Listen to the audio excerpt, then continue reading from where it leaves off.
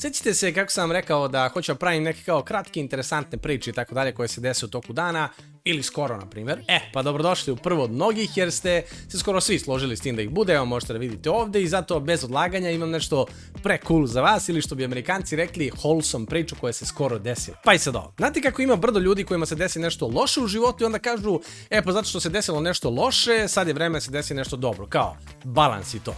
Pa ovaj batica ga je preterao preko balansa i to za sve pare, bukvalno. Ovo je inače David Serkin iz Kanade koji je preživio rak davno, a njegov hobi još od 82. godine je igranje lutrije. Ne ove kao kod nas, nego prave lutrije koja nije nameštena i koja sigurno dele nagrade i tako dalje. O tome svedoči 55 dobitaka samo iz njegovog okruga u 2024. godini koje su bila preko $1 milion od strane ljudi, a ukupno oko $240 miliona podeljenih nagrada za njegove komšije. Sad, šta je posebno kod ovog čikice? Pa to što je on osvojio lutriju 4 puta u životu, a ukupno 3 puta za 9 meseci. U ovom kratkom periodu osvojio je $2,5 miliona.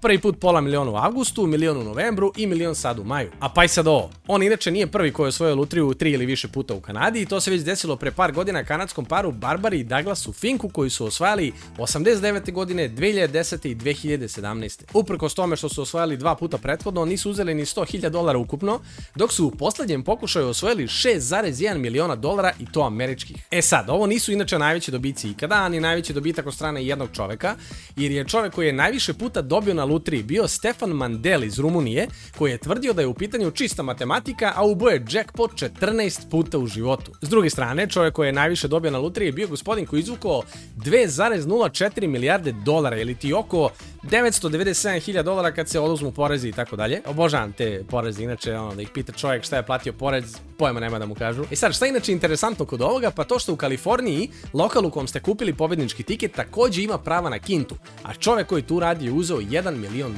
Kad smo kod Evrope, najveći džinovski dobitak na lutriji se desio u Italiji gde je izvučeno €371,1 milion, što je ipak podeljeno na 90 ljudi jer su imali iste brojeve na tiketu, a najveći individualni dobitak se desio u Velikoj Britaniji, a u pitanju je bilo $230 miliona. Najviše država u top 10 najvećih dobitaka u Evropi ima takođe Italija sa 5 od 10 osvajača na lutriji, s tim što su 2 puta deljeni na oko 160 osoba ukupno, tako da ne dobiju svi maksimalnu cifru. U Srbiji, na primjer, je bilo takođe jako visokih iznosa koji su izločeni, pa je tako top 5 išlo ovako, kaže 2017. 4.400.000 u Odžacima, 2010. 4.876.000 u Kanjiži, 2023. 5 miliona u Pančevu, 2024. 5,5 miliona okruglo u Starim Banovcima i 2019. godine 6.054.000 u Subotici. Naravno, i podaci mogu da variraju, uglavnom zbog novinskih agencija koje su pune ljudi koji pojma u životu nemaju, pišu gluposti, ali kapirate, bilo je svega i kod nas. Sad, ono što je zanimljivo u Srbiji jeste prosek godine dobitnika, jer lutrija ima te podatke, pa kaže ovako.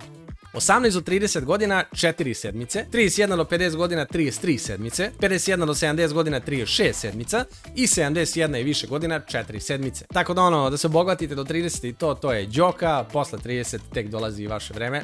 Ili makar vreme za lutriju, ko zna. Kad su u pitanju najsrećniji brojevi kod nas, to su 21, 22 i 37, a najmanje srećni su 20, 30 i 36. Što se tiče loto u Srbiji, odmah ću da vam kažem da je to prevara, a još jedan podatak, a to je da je to jedina lutrija u svetu koja posluje sa gubitkom. Kako je u drugim zemljama, jebi ga, to ne možemo da znamo, ali ono što sam ja istraživao malo jeste da većina posluje u plusu, ali u zemlji u kojoj se zidovi lutrije kreće u 12 uveče, u kojoj se slučajno pušta snimak istog izvlačenja od pre nedelju dana i u kojoj se upisuju random brojevi, a ne oni koji bi trebali da budu, nemojte da se nadate ničemu, sve vam je jasno. Čuvajte pare ili probajte tamo gde kao stranac možda možete da pobedite.